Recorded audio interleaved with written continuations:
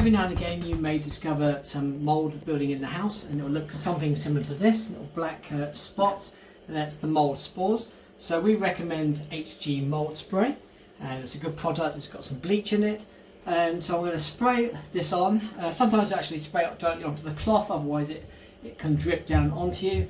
Wear some gloves and some older clothes, but let's just start from that distance, just spraying a bit on the mould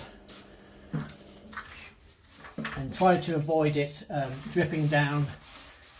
So immediately you can see how the actual black is starting to go.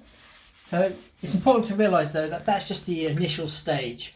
So with your first spray you want to be able to clear off all the black mould, but it's important to recognise that you want to come back and repeat this process for the next once a day for the next week or so, because what we're trying to do is actually kill the mould spores in the actual brickwork and the paint in the actual building itself. So continue this process for a week or so, and then you should address your mould issue.